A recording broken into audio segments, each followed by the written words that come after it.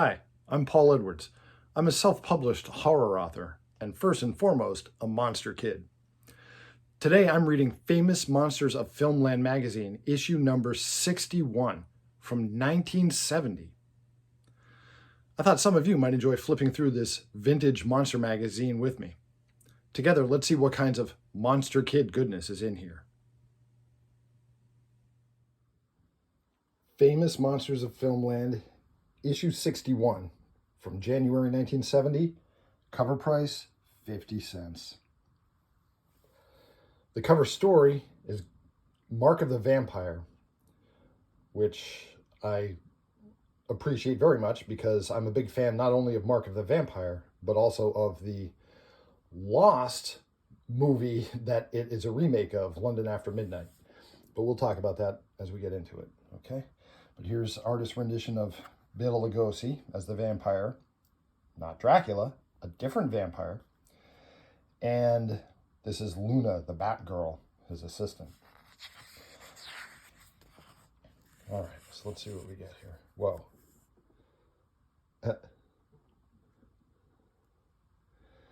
Now, Forey Ackerman met just about everybody in the horror and science fiction movie industry.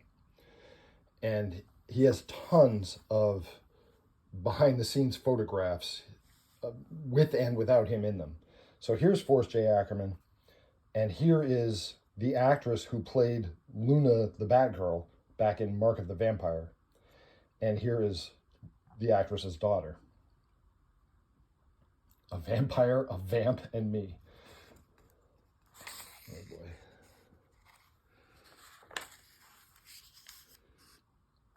All right. Well, right away with Fang Mail, we get readers who wrote letters into the magazine and in the hopes of getting their picture printed and their letter printed, and they got it. All right, so what do we get in this issue?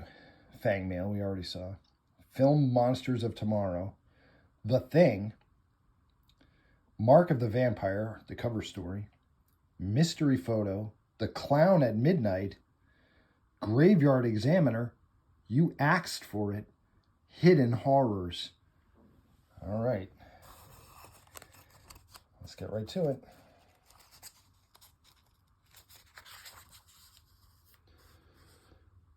Yeah.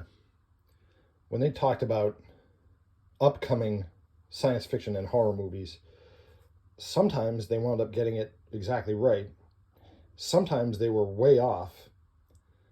And not that it was their fault, but sometimes Hollywood would change the title of a movie or end up not releasing a movie or not producing a movie that they said they were going to.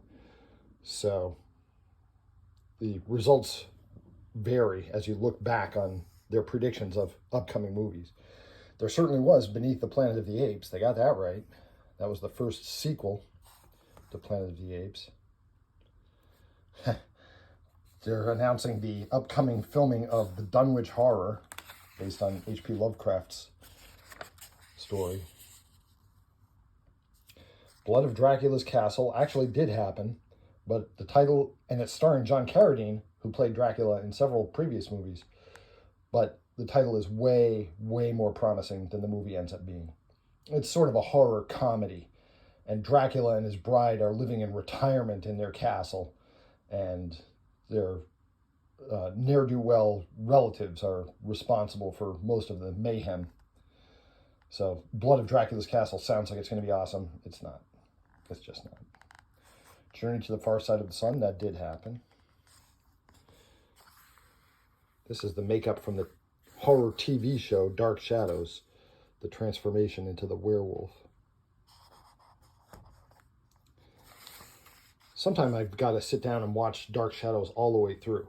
I've seen plenty of episodes of it, plenty, but I haven't seen the whole thing, from beginning to end, which is understandable because there's, I forget exactly, something like 1,100 episodes. So it's a big project. It's not something you're going to do in 1 week.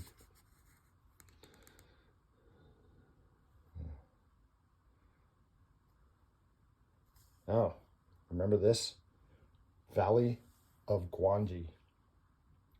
was a Ray Harryhausen. I would say it's the only dinosaur cowboy movie you'll ever see, but there's actually another dinosaur cowboy movie out there, so it's not. But this is the better one. This is the Ray Harryhausen one.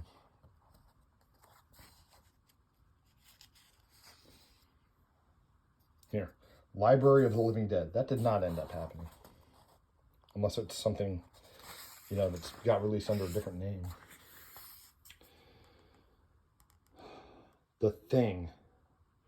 In some markets, this was released just as The Thing. In some, it was released as The Thing from Another World. I grew up thinking of it as The Thing, but that's a little vague because there's, it's clobbering time, The Thing, and then there's Mothra was The Thing. So when you say The Thing from Another World, people understand better what you mean. I think this was one of the 5 greatest science fiction horror movies of the 1950s. This is so, so good.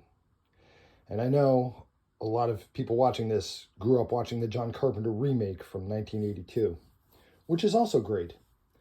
But just standing on its own merits, the 1950s one is so good.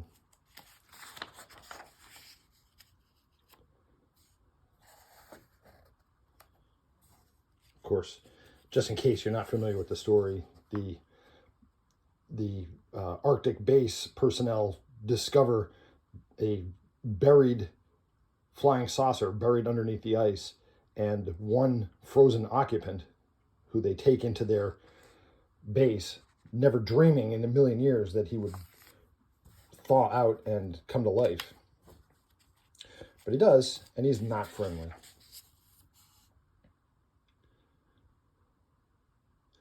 The Thing, as described by John Campbell, who wrote the actual novel.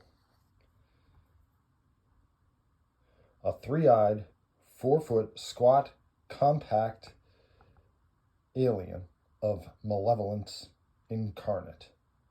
Yeah, that's a thing, all right. Get some back issues of Eerie while you're here. Okay.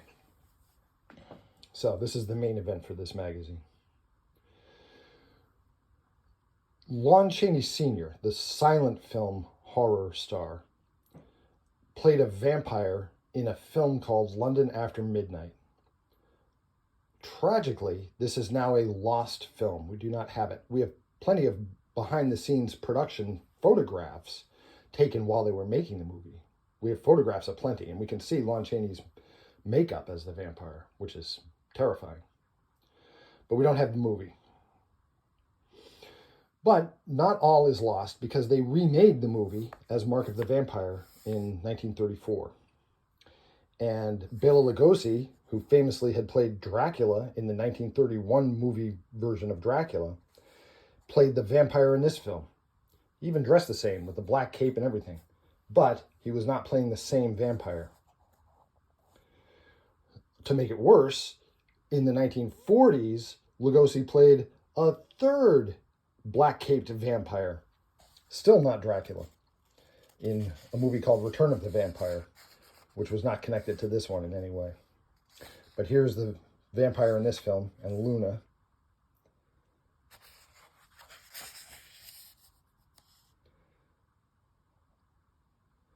Lionel Barrymore.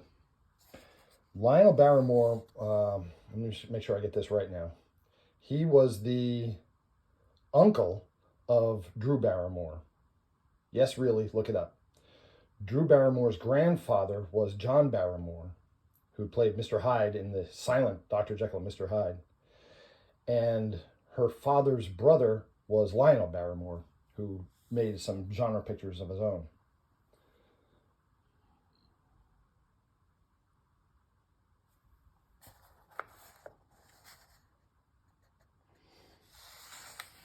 That's a good publicity still.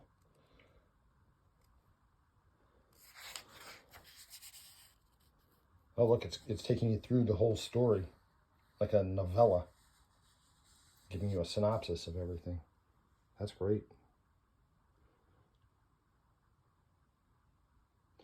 So in the story, The vampire that Bela Lugosi played, Count Mora, he had died as a human being. He had died by suicide, by a shot to the head.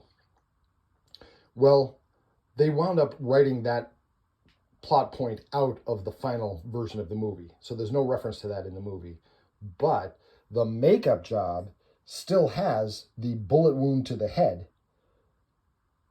Inexplicably, if you don't know the backstory, there's inexplicably this bullet wound to the vampire's head.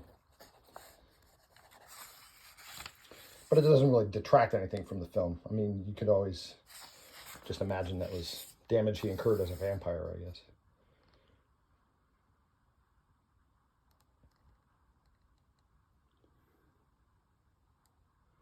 All right, here's the answer to last month's mystery photo. And then here is this month's mystery photo. And if you can't figure out who it is, you got to buy the next issue and find out then.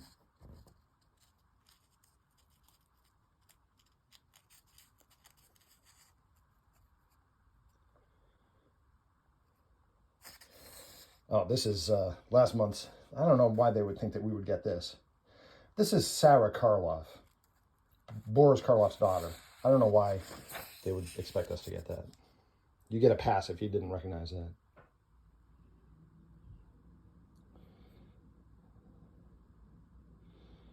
Yep, The Man Who Laughs. The horrifying, sinister smile on The Man Who Laughs was the inspiration for the character, the Joker, in Batman comics. Oh, we're back to Luna.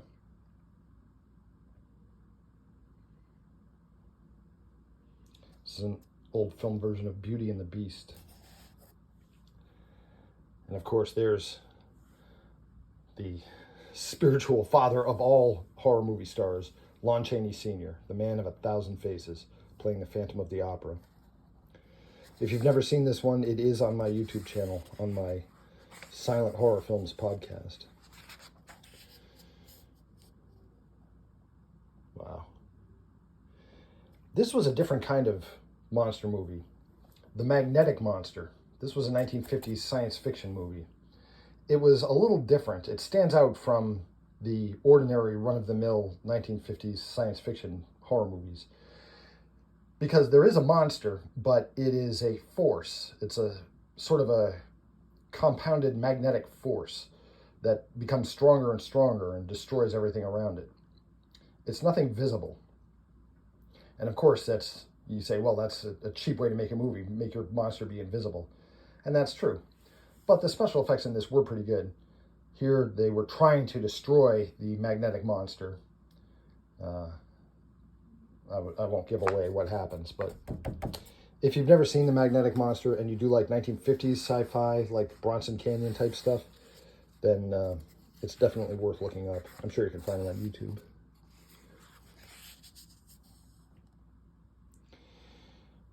Mystery of the Wax Museum. Okay, at the time that this magazine was printed, this was a lost movie. We got it back during the 70s. In fact, not long after this, if memory serves correctly. But as of 1970, it was still a lost movie. Now, you can find it anywhere. You can buy it on DVD. You can watch it online, because it's been rediscovered and put back together, and it's as close to what it'll ever get as its original form. So this is why I say lost horror movies don't always stay lost. And that's why I hope someday London After Midnight will be found. There's The Werewolf of London. The Walking Dead. The Walking Dead. Not that Walking Dead. The other The Walking Dead. The 1936 Boris Karloff film directed by Michael Curtiz, where Boris Karloff plays a criminal who is wrongly, he's framed and wrongly convicted of murder and goes to the electric chair, and then he's revived by a eccentric scientist and comes back for revenge on the people who framed him. Lon Chaney Sr. again as Quasimodo in The Hunchback of Notre Dame, which is also on my Silent Horror Films podcast. The 1931 Frankenstein, which if you're watching a video like this, I'm sure you've seen. There were parts of this film that were edited out in some older versions. They're all back now. One of them was when the monster makes friends with Maria, the little girl. They edited out the scenes of him actually drowning her. Not purposely killing her, but, accidentally, because he doesn't understand. But that was considered too upsetting, so they cut that out of some prints of the movie. But if you were to buy the 1931 Frankenstein on DVD now, or Blu-ray, it would have that scene back in it. The Invisible Man, of course. Mask of Fu Manchu. That is Boris Karloff playing the supervillain Fu Manchu. His performance, just technically speaking, his performance was really good. But there's a lot of issues with this. Number one, as you can see, he's a Caucasian man playing an Asian character with makeup to make it look like he has epicanthic eyelids, and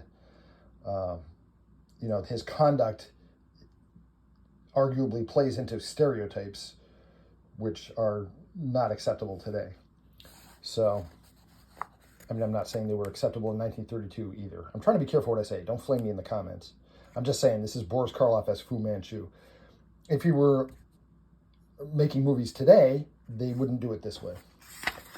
But that's the way it was done back in the 30s. Cabinet of Dr. Caligari. I personally have never been that wild about the weird avant-garde backdrops and sets in this film. They just don't do it for me for some reason. But I'm well aware that some people absolutely love them. Oh, here's the cat creeps.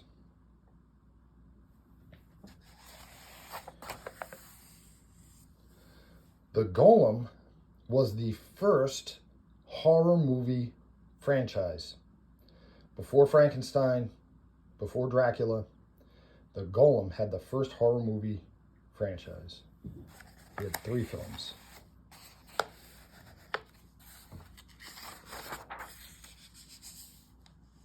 Yikes. Oh, White Zombie. This is a great film. This might be my favorite Bela Lugosi performance as Murder LaGrange.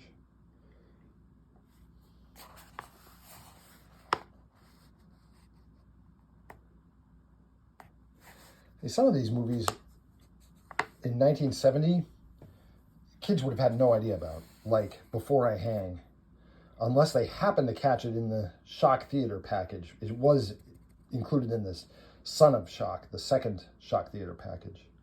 But unless they happened to have caught that on late night TV, they would have no idea. The Invisible Ray, of course, you got, this time Bela Lugosi was the good guy and Boris Karloff was the bad guy. Of course, I have a soft spot in my heart for The Most Dangerous Game because my first published novel, Mourner's Woods, is a story that is based in part on The Most Dangerous Game. It's heavily influenced by The Most Dangerous Game in the sense that it has a manhunt out in the wilderness, and the protagonist has to turn the tables and have the hunter become the hunted.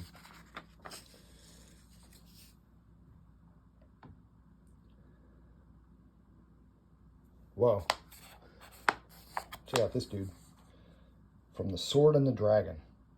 Yikes.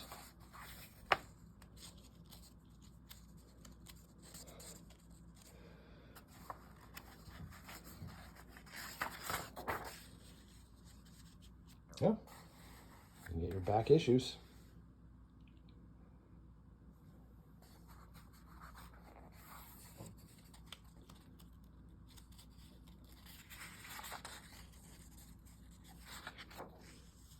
Oh, nice. This is from a film called The Wonderful World of the Brothers Grimm. And this, of course, is from Son of Frankenstein. And we've hit the horror trifecta here. Bela Lugosi, Boris Karloff, Basil Rathbone. Nice. Plan 9 from Outer Space. Not exactly the horror royalty that you get up here.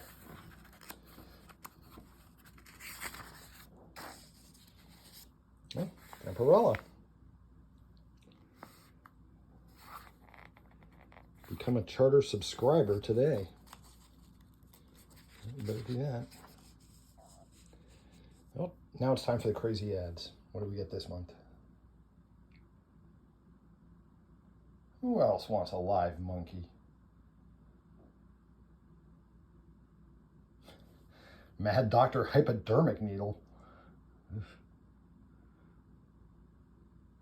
my gosh.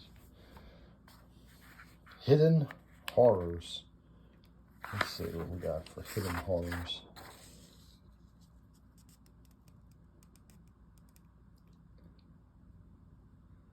Claude Rains as the 1940s incarnation of the Phantom of the Opera.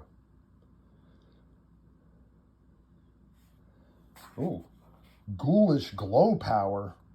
Wait a minute. Oh, we got to get this. See, now as a kid, I would have thought too left-brained about this. I would have thought, but the Wolfman doesn't glow in the dark. So why would they make them all glow in the dark?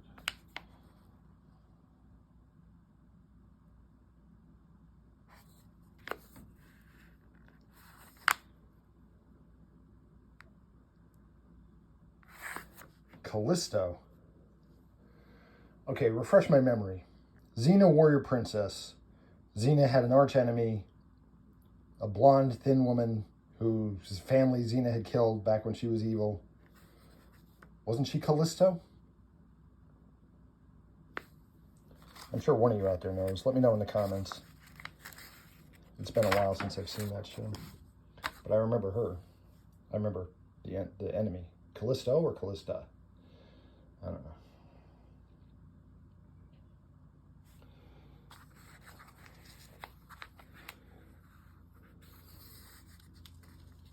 No, books based on Land of the Giants. I wonder if those are based on actual episodes of the TV show or if they're original stories just, set in the TV show's universe.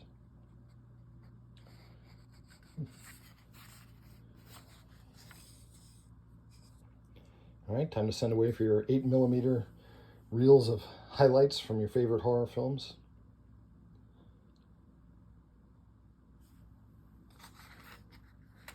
All right, I know a whole bunch of these. I even know The Mysterious Dr. Satan. That was not a movie, that was a movie serial. And I even know My Son the Vampire. That's the one with Mother Riley and the robot that accidentally gets shipped to her house. So I do know what I'm talking about, but I do not know Batman of Africa.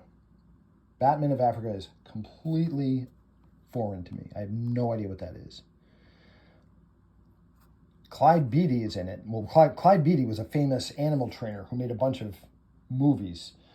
He was mainly a big cat trainer, like lions and tigers, and he translated his act to the big screen. He could act halfway decently, so he got to star in some movies.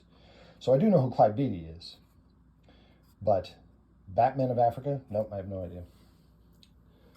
I'm assuming that's a Jungle Picture that he was in, so I guess I'll have to Google that when I'm done here. There's always more to learn.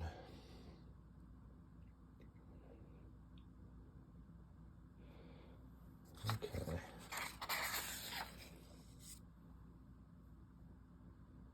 Oh, Prince Valiant.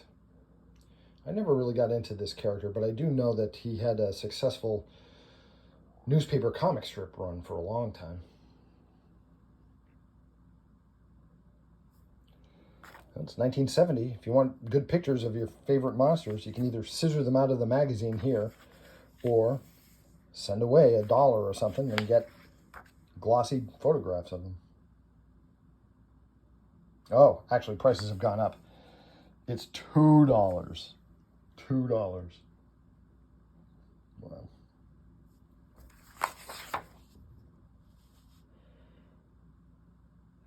Yeah, Dark Shadows was so successful that it supported a whole series of other media, books, things like that.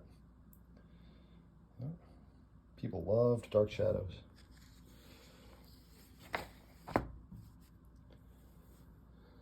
If you enjoy classic monsters and vintage horror, check out my book series, the Mourner's Woods books.